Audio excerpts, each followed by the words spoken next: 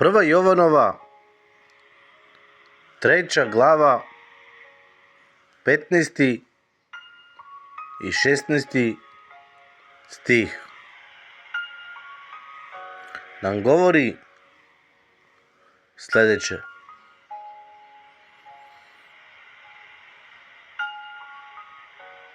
Svaki koji mrzi brata svojega, ubio ga je u srcu svome. A znate da ubice nemaju večni život, koji u njemu prebivaju.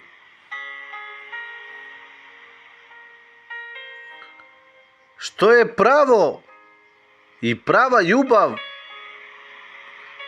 žrtva Mesije, kao što je on žrtvovao svoj život za nas, tako i mi moramo da žrtvujemo svoje živote za našu braću.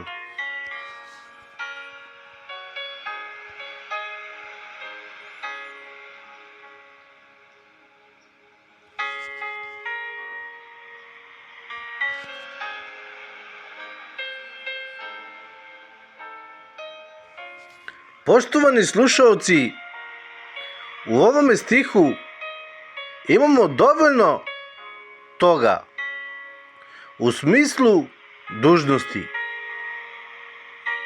prema svojoj braći i sestrama svojim. Naša obaveza je da se trebamo truditi iz ljubavi da ugodimo jedni drugima.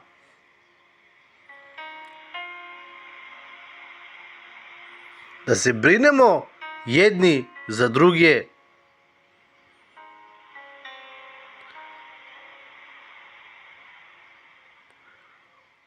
U ovome pogledu smemo slobodno da kažemo primjer. Ako neko nam dođe i kaže nam da se odreknemo Hrista, da ako to ne uradimo, koštaće nas život.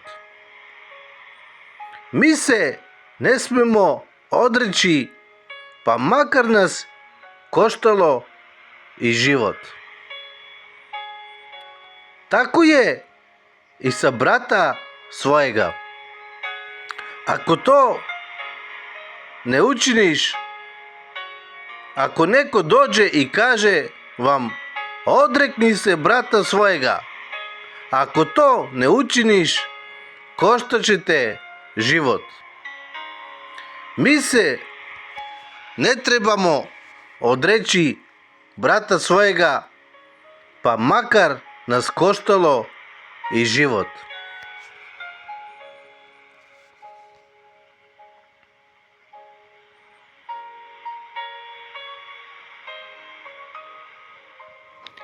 To je pravo žrtvovanje za brata svojega i za sestru svoju. Dalje u nastavku imamo na znanje da svako ko mrzi brata svojega, da ga je ubio unutar srcu svome.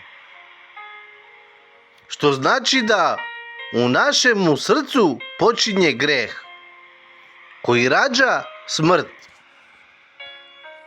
Ako smo ubili brata svojega i mrzimo ga u svome srcu, mi smo onda postali ubice koji smo ubili brata svojega.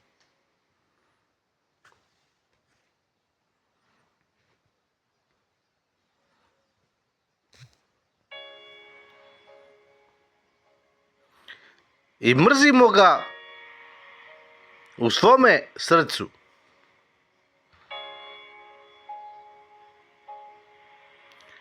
I samo po sebi na taj način nećemo moći da pristupimo večnome životu.